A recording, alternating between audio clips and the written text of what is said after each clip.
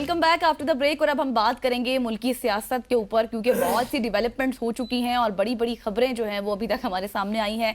सबसे पहली जो आज हम अपनी डिस्कशन का हिस्सा बनाएंगे वो है चीफ जस्टिस याहिया अफरीदी ने जुल्फिकार अली भुट्टो केस में ट्रायल कोर्ट और अपीलेट अदालत की जानिब से शफाफ ट्रायल ना होने का जिक्र करते हुए माजी के अदालती दबाव को कौम के लिए अफसोसनाक बाब करार दिया है और सुप्रीम कोर्ट ने फौजी अदालतों को 85 मुल्जिमान के फैसले सुनाने की इजाजत भी दे दी है।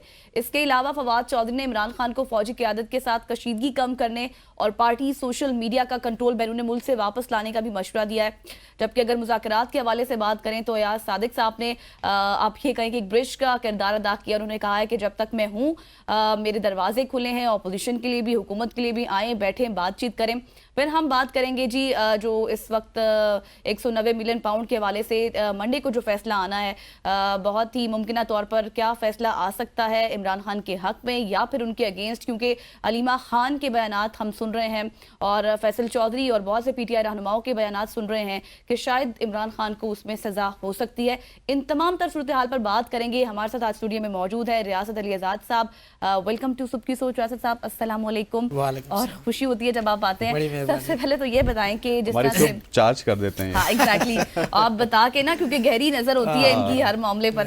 रियासत साहब ये बताएं, जिस तरह से अब कल इजाफी नोट आया है जस्टिस साहब का, उन्होंने कहा है कि बाकायदे तौर पर कि जिस तरह से जुल्फिकार अली भुट्टो का जो ट्रायल था उसको उन्होंने कहा कि बिल्कुल तकाजे उसमें पूरे नहीं किए गए। आप समझते हैं कि आगे आने वाले दिनों में इन फ्यूचर हम समझें कि इस तरह की रोकथाम होगी ऐसे फैसले आने से? बिस्मिल्लाहिर्रहमानिर्रहीम। बहुत शुक्रिया एक तो आपके प्रोग्राम में मदऊ करने के लिए, और दूसरा देखें जुल्फिकार अली भुट्टो केस वो तो बिल्कुल क्रिस्टल क्लियर है कि जुल्फिकार अली भुट्टो दुनिया की जितनी भी जुडिशल हिस्ट्री उसके अंदर अगर आप देखें तो 109 के अंदर ये पहला केस है कि जिसके अंदर कैपिटल पनिशमेंट दी गई है, और 109 को साबित करना बहुत मुश्किल होता है, बियॉन्ड इमेजिनेशन आप कह सकते हैं। तो उसके अंदर तो डेफिनेटली वो देखें जिन जजेस साहबान ने डिसेंटिंग नोट दिया था, दुराब पटेल वगैरह और बाकी, और कुछ जजेस साहबान को फिर पाकिस्तान छोड़ना पड़ा, अफगानिस्तान के रास्ते वो मुल्क छोड़ गए। तो ये इस मुल्क की तारीख़ है, और जुल्फिकार अली भुट्टो जैसा एक बड़ा लीडर, एक अजीम लीडर, उसको आपने मतलब अदलिया की नज़र कर दिया और उसको जुडिशल मर्डर कहा जाता है। बिल्कुल याहिया अफरीदी साहब ने ठीक कहा, जो आर्टिकल 10A है वो बिल्कुल नहीं दिया गया था। और आपको पता है कि उस वक्त का जो मार्शल लॉ डिक्टेटर था ज़िया, उसने बाय हुक और बाय क्रोक उसको सजा करवाई थी। आपने हाई कोर्ट का फैसला भी देखा। फिर उसमें एक और बड़ा जुल्म हुआ कि जो एक उनका अपील का हक था कि जो मर्डर केस होता है वो उसकी ओरिजिनल जुरिस्डिक्शन जो होती है वो सेशन जज होता है, तो वो वाहिद केस था जिसको हाई कोर्ट में डायरेक्ट सुना गया, तो एक अपील का हक वैसे भी ख़त्म कर दिया गया। और फिर वहाँ पे ज़ियाउल हक का इतना प्रेशर था, जुडिशरी बिल्कुल मैनेज थी और बिल्कुल जुडिशरी लेटी हुई थी, इसलिए उन्होंने एक अजीम लीडर इस मुल्क का, एक अजीम रहबर जो था, उसको उन्होंने तख्तादार पे पहुंचा दिया, जो कि बड़ा अफसोसनाक था। और याहिया अफरीदी साहब ने बड़ी अच्छी उस पे ये अपने राय दी। ये अनफॉर्चुनेट भी है। देखिए जुल्फिकार अली भुट्टो का वाकया आज से कई साल पहले हुआ था, उसके फैसले अभी आ रहे हैं, इजाफी नोट अभी आ रहे हैं। और हालांकि जुडिशल एक्टिविज्म की बात की जाए तो 2008 के बाद तकरीबन ये एक्टिविज्म स्टार्ट हो चुका था, लेकिन अभी जाके वो फैसले आ रहे हैं। देखें ये बदकिस्मती है इसको कहें इस मुल्क की, कि इस मुल्क के अंदर आज़ाद अदलिया कभी ना थी ना इस वक्त है। ये इस मुल्क का अलमिया है। हालांकि जिस मुल्क की अदलिया आज़ाद हो वहाँ पे जमहूरियत भी मजबूत होती है, ये सपोर्ट मिलती है, हुकूमत को सपोर्ट मिलती है, रूल ऑफ लॉ कायम हो तो हुकूमत के लिए एक बेहतर माहौल पैदा होता है। लेकिन हमारी बदकिस्मती कि इस मुल्क के अंदर ना रूल ऑफ लॉ है, यहाँ पे विक्टिमाइजेशन पोलिटिकली इतनी हो रही है, यहाँ पे ह्यूमन राइट्स की वायलेशन इतनी हो रही है। तो मैं समझता हूँ कि ये इसलिए हो रही है कि इस मुल्क के अंदर आज़ाद अदलिया नहीं। आज़ाद अदलिया हो और हुकूमत को और जो वायलेशन करते हैं उनको ये थ्रेट होता है कि हमारे खिलाफ कार्रवाई हो सकती। तो जब अदलिया को आपने मतलब वो कर लिया हो कि बिल्कुल कर दिया, मतलब मैं समझता हूँ कि लिटा लिया गया आपने अदलिया के अंदर, वो जो उसका अख्तियार था بس اب ایک شو شاہ کی عدلیہ رہ گئی ہے، باقی عدلیہ اچھا، یاسر صاحب، پریکٹیکلی جس طرح ایگزسٹ آپ نہیں نے کرتی۔ عدلیہ کی آزادی کے حوالے سے بات کر دی ہے، تو عدلیہ کی آزادی ہو یا پھر ججز کے سیاسی لنکس ہوں، ہم نے دیکھا آج تک ہمیں بات سنائی دے رہی ہے، کل بھی علیمہ صاحبہ نے کہا کہ قاضی فائز عیسیٰ کا نام تو اس طرح کے کیسز میں آج تک یاد رکھا جائے گا۔ آپ کیا سمجھتے ہیں عدلیہ کی آزادی کے حوالے سے اور ججز کے جو سیاسی لنکس ہیں ان کو دیکھتے ہو پھر غیر جانبداری پر کس طرح سے فیصلے کیے جا سکتے ہیں، کیا اقدامات ہونے چاہیے؟ دیکھیں، فائز عیسیٰ صاحب نے جب فیض آباد دھرنا کیس دیا تھا تو ہم نے سمجھا کہ یہ ایک بہت بڑے جورسٹ آ گئے ہیں اور پاکستان کی جوڈیشل ہسٹری کو چینج کر دیں گے،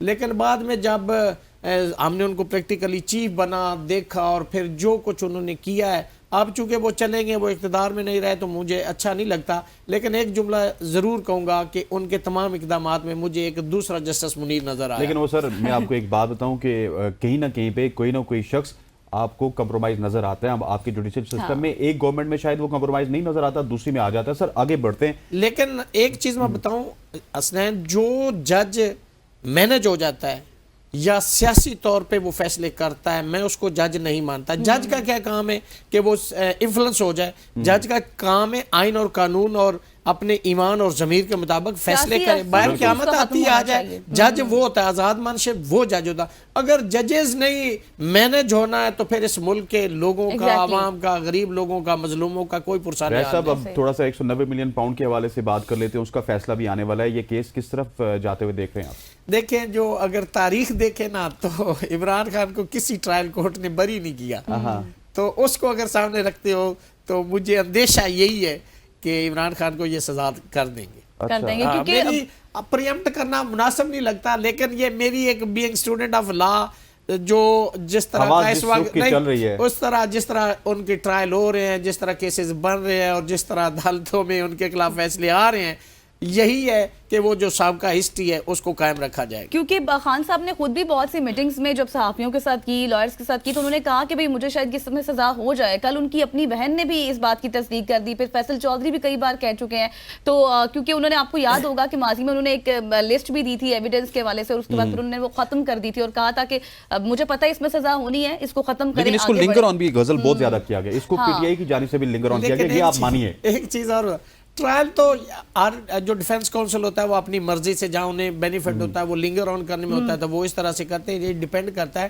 آپ دیکھیں کہ جو عمران خان کو استغاثے میں وہ سزا ہوئی، پہلے ایک جہانگیر نامی کسی شخص نے استغاثہ فائل کیا، وہ استغاثہ وڈرا کر کے پھر دوسرا فائل کیا گیا، اور 248 CRPC میں لکھا ہوا ہے کہ جب استغاثہ آپ وڈرا کریں گے نا تو اس آرڈر کے اندر لکھا ہوا ہے that the court will acquit the accused، بری کرے، لیکن اس وڈرال کے آرڈر میں یہ سینٹنس جوڈیشل وہ جو کورٹ کنسرن تھی نا اس نے نہیں لکھا تھا، تو اس طرح سے عمران خان کے خلاف فیصلہ ہے، اس کو سزا ہوگی 7 دن کے اندر اور پھر وہ اس میں بری بھی ہوگی، کیونکہ اس پہ علیحدہ کیس تھا سپریم کورٹ کا۔ ابھی ٹیکنیکلی کوئی ایسا کیس ہے جس میں عمران خان، کیونکہ بہت سے ایسے کیسز ہیں جن میں ان کو ضمانتیں بھی ہوئی، کیسز بھی ہوئے، تو کوئی ایسا کیس ہے جس میں ان کی ضمانت ہوئی بھی ہے ابھی اس وقت؟ آلموسٹ سارے کیسز میں ان کی ضمانتیں ہو گئی ہیں اور بعض کیسز میں وہ بری ہوں گے، لیکن یہ جو 26 نومبر کے بعد اور FIRs ہوئی ہیں ان کی مجھے تفصیل معلوم نہیں ہے۔ اور 26 نومبر کے بعد کی طرف ہی ہم جانا چاہتے ہیں۔ آخر میں آپ سے پوچھوں گا، فیض حمید صاحب کی چارج شیٹ کے بعد خان صاحب بہت زیادہ خدشات کا اظہار کر رہے ہیں، سو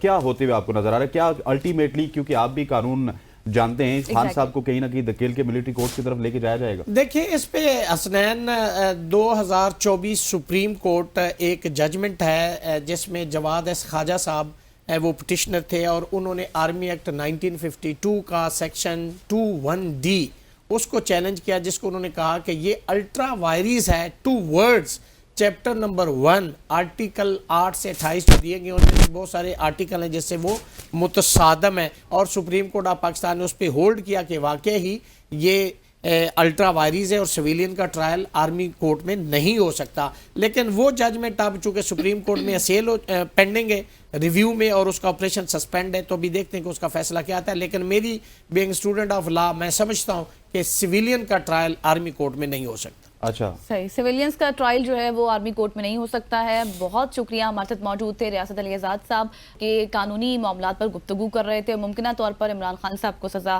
ہو سکتی ہے، نہیں ہو سکتی، لیکن اس وقت خدشات یہ ہیں کہ شاید ہو جائے، کیونکہ خود ان کے پارٹی کے رہنما اور وہ خود بھی یہ چیز کلیم کر رہے ہیں کہ ان کو سزا ہو جائے گی. بالکل ایسی ہے. اور یہ تھی ملکی سیاست کے اوپر گپ شپ جو کہ ہم نے ریاست علی آزاد صاحب سے کیا. اور ریاست علی آزاد صاحب جب بھی آتے ہیں تو صبح صبح آپ کو ایسی وائب ملتی ہے, پازیٹیو وائب ملتی ہے, انرجی آپ کی ڈبل ہو جاتی ہے, بہت کچھ پتہ چل جاتا ہے. ایگزیکٹلی. اب ریاست صاحب تو آ چکے, اس کے بعد ہمارے ساتھ ایک اور بڑی عام شخصیت موجود ہوں گے جن کے ساتھ ہم کرکٹ کے حوالے سے بات کریں گے. کرکٹ بھی آج پاکستان نے اپنا دوسرا میچ کھیلنا ہے ساؤتھ افریقہ کے خلاف. پہلا میچ ہم جیت چکے.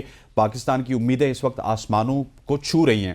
اب دیکھتے ہیں کہ ان امیدوں پہ پاکستان کرکٹ ٹیم پورا اترتی ہے اور ساؤتھ افریقہ کو او ڈی آئی سیریز میں, جو کہ پاکستان کے کپتان کے بقول ان کی پرائرٹی ہے, اس میں شکست دیتی ہے نہیں. یہاں پر وقت ہوا چاہتا ہے ایک شارٹ سی کمرشل بریک کا. بریک لیتے ہیں, واپس آتے ہیں. Stay with us.